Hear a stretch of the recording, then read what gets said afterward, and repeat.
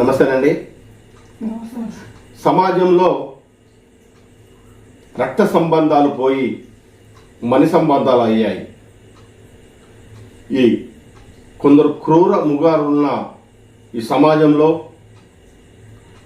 ఎవరికి కారు ప్రస్తుతం ఉన్న పరిస్థితులు అలాగే కొనసాగుతున్నాయి. తల్లి తండ్రుల్ని పట్టించుకోలేని క్రూర మృగాలు ఉన్నారు. అన్నా తమ్ముడు అనేది కూడా రక్త సంబంధం అని మరిచి కూడా కొందరు ఆస్తులు కాపాడుకునే కోసం మృగాల్లా ప్రవర్తించే వాళ్ళు కూడా చాలామంది ఉన్నారు. ఇలా సమాజంలో ఎన్నో సమస్యలు బయటికి రాని ఉన్నాయి. కొన్ని సమస్యలు బయటికి వస్తే సమస్యలు పరిష్కరించలేని పరిస్థితుల్లో కూడా కొన్ని ఉన్నాయి. దీనివల్ల సమాజంలో ఎంతో క్రైమ్ పెరిగిపోతుంది. మరి ఎలా, మరి ఏం చేయాలి? ఇలాంటి సమస్యలకు పరిష్కారం ఏమిటి? ప్రభుత్వ అధికారులు కానీ, ప్రజాప్రతినిధులు కానీ, గ్రామ సమస్యలు గ్రామ ప్రతినిధులు కూడా సమస్యలు పరిష్కరించకపోతే ఇక ఎవరికి చెప్పుకోవాలి? ఆ సమస్య ముదిరి చివరికి అధోగతి అయ్యే పరిస్థితులు కూడా ఉంటాయి. అందుకే రక్త సంబంధాలు పోయి మని సంబంధాలు అయ్యాయి. మానవత్వం పోయి ఆస్తులు సంపాదించుకునే క్రూర మృగాలు ఉన్నారు ఈ సమాజంలో. ఇలా జరుగుతున్న ఈ క్రమంలోనే ఒక బాధితుడు, మా తమ్ముని వల్ల మేము బ్రతకలేకపోతున్నాము, మా తమ్ముడు మమ్మల్ని హింసిస్తున్నాడు, మా గ్రామానికి చెందిన పెద్ద మనుషులు కూడా మమ్మల్ని నానా తిప్పలు పెడుతున్నారు, మేము కాలుకు కట్టకుండా కూడా మేము తిరిగి రాజకీయ నాయకుల దగ్గరికి పోతున్నాం, ప్రజాప్రతినిధుల దగ్గరికి పోతున్నాం, అయినా నాకు న్యాయం జరగడం లేదు, చివరికి మేము ఏం చేయాలో మాకు తోచని పరిస్థితి ఉంది అంటూ మేడారం టీవీని ఆశ్రయించారు. ఆయన ఎవరు, ఏమిటి, ఏ ఊరు అనే విషయాలు మనం తెలుసుకుందాం. ఇక్కడ ముఖ్యంగా చెప్పేది ఏంటంటే, జయశంకర్ భూపాలపల్లి జిల్లాలో ప్రభుత్వ అధికారులు ఏ సమస్య వచ్చినా కానీ వారి సమస్యగా స్వీకరించి ఆ సమస్యను పరిష్కరించే కోసం ప్రయత్నం చేస్తున్నారు. ప్రభుత్వ అధికారులు ఈ సమస్యలను కూడా స్వీకరించి పరిష్కరించాలని, ఆ రెండు కుటుంబాలలో అగ్గి రాజుకోక ముందుకే, ఇంకా ఘోరమైన ఏమన్నా ఘోరాలు జరగక ముందుకే ప్రభుత్వ అధికారులు ప్రజాధనాన్ని జీతంగా తీసుకుంటున్నవారు దీనిలో ఇన్వాల్వ్ అయి ఈ సమస్యను పరిష్కరించాలని కూడా కోరుకుంటున్నాం. ఇక్కడ మన దగ్గర వాళ్ళ తమ్ముని వల్ల, గ్రామ ప్రజల వల్ల కూడా మేము బ్రతకలేకపోతున్నాం మహాప్రభు అని మేడారం టీవీ ఛానల్ ఆశ్రయించారు. వారు ఎవరు, ఏమిటి, ఏ ఊరు, వాళ్ళ కష్టం ఏమో తెలుసుకుందాం. అన్న నమస్తేనే. నమస్తే. మీది ఏ ఊరు, ఏం కథ, ఎందుకు వచ్చారు, మా మేడారం టీవీని ఎందుకు ఆశ్రయించారు, మీ కష్టం ఏంది? మా కష్టము మా తమ్ముని వల్ల, మా ఊళ్ళో ఉన్నటువంటి ఒక ఇద్దరు పెద్ద మనుషుల వల్ల కష్టం వచ్చింది. నా పేరు కాటం రవీందర్ రెడ్డి, మాది గొల్లబుద్దారం, భూపాలపల్లి మండలం, జయశంకర్ జిల్లా. మాకు ఇద్దరం అన్నదమ్ములము. మాకు కొంచెం భూమి ఉండే. నా వివాహం అయిన తర్వాత ఆ భూమి పంచుకోవడం జరిగింది. పంచుకున్న తర్వాత 12-13 సంవత్సరాలు సాగు చేసుకున్న తర్వాత మా తమ్ముడికి నాకు చిన్న చిన్న విభేదాలు ఏర్పడ్డాయి. ఆ క్రమంలో ఆ ఊరి సర్పంచ్ యొక్క భర్త దగ్గరికి వెళ్ళగా ఆయన పంచాయతీలు చేసి, తీర్మానాలు చేసి, నువ్వు డబ్బులు ఇచ్చేది ఉన్నది మీ తమ్మునికి అని తెల్ల కాగితం మీద సంతకాలు పెట్టించి నాతో ఆయన ఏం చేసిండంటే, డబ్బులు కడితేనే నీ భూమి దున్ననిస్తాడు, లేకుంటే లేదు అంటే, నా దగ్గర డబ్బులు లేని పరిస్థితుల్లో మా భార్య మెడలో ఉన్నటువంటి బంగారు పుస్తల తాడు నేను కుదోబెట్టి ఆ డబ్బులు కూడా తీసుకొచ్చి పోలీస్ స్టేషన్లో వారి సమక్షంలోనే ఆ 80,000 రూపాయలు నేను కట్టడం జరిగింది.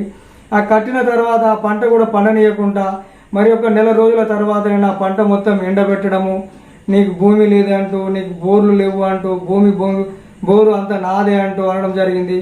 ఈ విషయాన్ని వెళ్ళి మళ్ళీ సర్పంచ్ భర్తకు చెప్పగా అప్పుడేమో నేనే చెప్తాను, నేనే చేస్తాను, నన్ను నమ్మవా, ఈ కాగితం రాసిన కదా నేను. ఎవరు సర్పంచ్ భర్త అంటే మీరు ఏ ఊరు, ఆ సర్పంచ్ ఎవరు, సర్పంచ్ భర్త పేరేంది, ఇంకొక పెద్ద మనిషి అంటే ఆ పెద్ద మనిషి పేరేంటి? సర్పంచ్ అంటే సర్పంచ్ పక్కల మాధవి, వాళ్ళ భర్త పక్కల మల్లయ్య, ఇంకొక వ్యక్తి కాసర్ల దేవేందర్ రెడ్డి.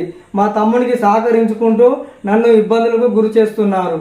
వీళ్ళు ఎప్పుడు పోయినా కానీ మా తమ్మునికే సహకరించడం, వారికి ఏదో ఒకటి చెప్పడం, నాకు ఏదో ఒకటి చెప్పి నాతో కాగితాల మీద సంతకం పెట్టించుకోవడము, డబ్బులు ఇచ్చేది లేకుండా నువ్వు ఇచ్చేది ఉన్నది అనడము, ఫస్ట్ తీరు కాగితాలు రాయడము. నువ్వు ఒక సర్పంచ్ భర్త కాగితం రాసే విధానం ఇది కాదు. ఏ భూమి ఎవరికి ఎంత ఉన్నది, ఏ శివారులో ఉన్నది అని రాయాలి అంటే, నా మీద నీకు నమ్మకం లేదా, నేను ఇప్పుడు చచ్చిపోతానా, నేను లేనా, నేను చెప్పనా అని కాగితం రాసేటప్పుడు అంటాడు. మళ్ళీ తర్వాత గొడవ జరిగినప్పుడు సర్పంచ్ గారు ఏమైంది, గిట్లయింది అని చెప్తే, నాకేం తెలుసునాయా, కాగితంలో ఉన్నట్టు నడుస్తుంది అనడం జరుగుతున్నది. ఈ విషయాన్ని నేను పోలీస్ స్టేషన్ కూడా చెప్పుకున్నాను, ఎస్ఐ గారికి చెప్పుకున్నాను, సిఐ గారులకు చెప్పుకున్నాను. తర్వాత ఎస్పీ గారికి చెప్పుకున్నాను, డిఎస్పీ గారికి చెప్పుకున్నాను, ఆఖరికి కలెక్టర్ గారికి చెప్పుకున్నాను. న్యాయపరంగా ఎవరన్నా న్యాయం చేస్తారేమో అని అన్ని విధాల న్యాయపరంగా అందరి దగ్గరికి తిరిగాను. పోలీసు వారు కూడా మా తమ్ముడికి ఫోన్ చేసి పిలిపించినారు. పిలిపిస్తే నేను ఇక్కడున్నాను, అక్కడున్నాను, పొలం దగ్గర ఉన్నాను, అడవిలో ఉన్నాను, 2 గంటలు పడుతుంది, 4 గంటలు పడుతుంది, పండుగ చేసుకునేది ఉన్నది, దేవుణ్ణి చేసుకునేది ఉన్నది అంటూ ఒక్కసారి కూడా రావడం లేదు. 6 నెలల నుంచి పోలీసు వాళ్ళు పిలుస్తున్న క్రమంలో కూడా ఒక్కసారి కూడా పోలీస్ స్టేషన్కు రావడం లేదు. నేను మాత్రం నా పిల్లలకు 2 సంవత్సరాల నుంచి పోలీస్ స్టేషన్కు తిరుగుతున్నాను. ఈ విషయంలో నా పిల్లలకు తిండి లేక గవర్నమెంట్ హాస్టల్లో ఉన్నారు. ఎప్పుడో ఒకసారి సెలవులకు వస్తే వారికి తిండి పెట్టలేని పరిస్థితి, మాకు కూడా తిండి లేని పరిస్థితి అయింది. దయచేసి మాకు ఎవరైనా సహాయం చేయగలరని ఏ అధికారులు కానీ, ప్రభుత్వ అధికారులు కానీ, ప్రజాప్రతినిధులు కానీ మాకు ఏమన్నా చేస్తారని మేము మనస్ఫూర్తిగా అందరినీ వేడుకుంటున్నాం. అంటే మీది ఏ ఊరు, ఏ జిల్లా, ఏ మండలం? మాది గొల్లబుద్దారం గ్రామము, భూపాలపల్లి మండలము, జయశంకర్ జిల్లా. అంటే మీ తమ్మునికి మీకే భూమి వివాదం ఉంది. అవును. అంటే మీరు అప్పుడు ఏర్పడ్డారా, పంచుకున్నారా? పంచుకున్న తర్వాత ఏం జరిగింది? మేము మా నాన్న జరిగిపోయిన తర్వాత కొంత భూమి ఉండే, ఆ తర్వాత మేము ఇద్దరం అన్నదమ్ములు కొంత భూమి కొనుక్కున్నాము. కొన్న తర్వాత 2009లో మా వివాహం జరిగింది. వివాహం జరిగిన తర్వాతనే ఒక నెల రోజుల్లోనే మమ్మల్ని ఏర్పడడం కూడా జరిగింది. 2009లో ఏర్పడ్డ తర్వాత ఇప్పటిదాకా ఎవరి భూమి వాళ్ళే చేసుకున్నాము. గత సంవత్సరంన్నర నుంచి వెళ్ళి ఈ భూమి అంతా నాది. అప్పుడు నాకు పిల్లలు లేరు, పెళ్లి కాలే కాబట్టి నేను బతుకుమని ఇచ్చిన. ఇప్పుడు నాకు 4 పిల్లలు పుట్టినరు, నా భూమి నేను గుంజుకుంటా అని అనడం జరుగుతున్నది. అప్పటి నుండి ఇప్పటిదాకా నా భూమి నేనే సాగు చేసుకున్నాను, ఆయన భూమి ఆయన సాగు చేసుకున్నాడు. అంటే మీరు ఏర్పడ్డ తర్వాత భూములు అయితే పంచుకుంటారు కదా, అంటే మీరు ఎన్ని సంవత్సరాల దాకా మీరు పంచుకున్న భూమిలో మీరు వ్యవసాయం చేసుకున్నారు? 13 సంవత్సరాలు చేసుకున్నాను పంచుకున్న తర్వాత. ఇప్పుడు నాది అంటున్నాడు. అంటే మరి మీరు పెద్ద మనుషులు కలిసినట్టారు? పెద్ద మనుషులు ఏమంటారు? మరి గత 13 సంవత్సరాలు వ్యవసాయం అయితే చేసుకున్నావు కదా, ఇప్పుడు గ్రామానికి చెందిన పెద్ద మనుషులు ఏమంటారు? పెద్ద మనుషులు ఏమంటున్నారు, నువ్వు కరెక్ట్ కాదు, నువ్వు పంచుకున్న తర్వాత అప్పుడు పంచుకున్నారు కదా, అప్పుడే ఇవ్వకపోనుంటివి, అప్పుడు పంచుకున్నాక గిన్ని సంవత్సరాలు సాగు చేసుకున్నాక ఇది అనడం కరెక్ట్ కాదని కొంతమంది అంటే వాళ్ళని కూడా భయపట్టిస్తాడు. ఇప్పుడు మీకేంది, మీకు మీ తమ్మునికి మీకు మాత్రమే ఉంది దీనిలో వివాదం. అంటే మీరు కొంతమందిని అంటారు, వాళ్ళ పాత్ర ఏముంది? ఇప్పుడు పెద్ద మనుషులు ఉన్నప్పుడు వస్తారు కదా, మాట్లాడతారు కదా, అంటే వాళ్ళ పాత్ర ఏంది? వాళ్ళు మిమ్మల్ని ఏమైనా బెదిరిస్తున్నారా, అదిరిస్తున్నారా, లేకుంటే ఏంది? వాళ్ళ ద్వారా మీకు ఏంటి వాళ్ళ పాత్ర ఏమిటి అంటే, మాకు ఇంటి దగ్గర ఎకరా 10 గుంటల భూమి ఉన్నది, చెరి ఒక 24.5 గుంటలు భూమి పంచుకుంటే వస్తుంది. ఆయన ఏమంటున్నాడు అంటే, మల్లయ్య పక్కల మల్లయ్య ఏమంటున్నాడు అంటే, నీ భూమి మీ తమ్మునికి అమ్ముతే వేరే భూముల కాడ వివాదం ఉండదు, లేకపోతే గిట్లనే ఉంటుంది, నిన్ను దున్ననియడు, మురిగిన కాలు తెగ్గేసుకోవాలంటే నీ భూమి నువ్వు ఆయనకు అమ్మాలే, లేదా నువ్వు కొను అంటున్నాడు. నన్ను ఇప్పటి వరకు అప్పులు చేశారు. 2 సంవత్సరాల నుంచి వెళ్ళి నేను పంట పెట్టకుండా నాకు తిండికే లేదు, నేను ఆయన భూమి ఏం కొంటాను? ప్లస్ నేను అమ్మితే ఒక రేట్ అట, ఆయనకు అమ్మితే ఇంకో రేట్ అట. అంటే నాకు తక్కువ రేటు, ఆయన కొంటే మాత్రం తక్కువ రేటు, ఆయన నాకు అమ్మితే ఎక్కువ రేటు అని చెప్తున్నాడు. ఇది న్యాయం కాదని నేను పలు చోట్ల అధికారులకు కానీ ప్రజాప్రతినిధులకు కానీ విన్నవించుకున్నా, నాకు ఇప్పటి వరకు ఎలాంటి న్యాయం మాత్రం జరగలేదు. అంటే ఇప్పుడు మీరు భూమి పంచుకున్న తర్వాత పట్టా అయిందా కాలేదు? ఎవరి వాళ్ళకి పట్టా అయిందా కాలేదా? కొంత భూమి పట్టా అయింది, కొంత భూమి పట్టా కాలేదు ఇప్పటి వరకు. ఇంకా పాస్బుక్ కూడా ఉన్నది నా దగ్గర. ఎన్ని ఎకరాలుగా పాస్బుక్ ఉన్నది? ఒక 6 ఎకరాలకు ఉన్నది. అంటే మొత్తం ఎన్ని ఎకరాలు నీ పాలు? నాది ఒక 10 ఎకరాలు వస్తుంది. 10 ఎకరాల 10 గుంటల వరకు వస్తుంది. ఏంటి మరి ఇప్పుడు మీ తమ్ముని తరపున నిలబడ్డోళ్ళు ఏంటి? మీ తమ్ముడు ఏం డిమాండ్ చేస్తున్నాడు? దానికి మీరు ఈ పంచాయతీ ఎందుకు ఇట్లా పెండింగ్ వస్తున్నది? అదే మా తమ్మునికి వాళ్ళు ఏ విధంగా సహకరిస్తారో నాకు తెలియదు. వాళ్ళ మాజీ సర్పంచ్ వాళ్ళ భర్త ప్లస్ కాసర్ల దేవేందర్ రెడ్డి, లేదు టీఆర్ఎస్ క్యాండిడేట్లు వాళ్ళ మావానికి సహకరిస్తారు. అది ఎందుకు సహకరిస్తారు ఏమన్న విషయం నాకు తెలియదు. కాకుంటే నీకు ఇంటి దగ్గర ఉన్న భూమి అమ్ము, ఎక్కడికన్నా పో, ఏమన్నా కొనుక్కో, ఏమన్నా నీళ్ళు కట్టుకో, నువ్వేమన్నా ఉండు, లొల్లు ఉండదు అని చెప్తున్నారు వాళ్ళు. అంటే గతంలో ఏమైనా గొడవలు జరిగాయా? మీ తమ్ముడికి మీకు ఏమైనా ఏం గొడవలు జరిగినాయి అంతకుముందు? అంటే ఇదే అంతకుముందు ఏ గొడవ లేదు, ఈ భూమి విషయంలో గొడవ జరుగుతున్నది. భూమి నాది అంటున్నాడు. నేను న్యాయం చేయకపోతే మాత్రం నేను, నా పిల్లలు, నా భార్య ఆ బొమ్మ ముందన్నా ఇంకెక్కడన్నా న్యాయం జరగాలని మేము ఇంత పెట్రోల్ పోసుకున్నా చచ్చిపోతాము, లేకపోతే ఇంత మందు తాగైనా చచ్చిపోతాము. మాకు బతుకు తెరువు లేదు, మేము పిల్లల్ని కాపాడుకునే పరిస్థితులలో లేము.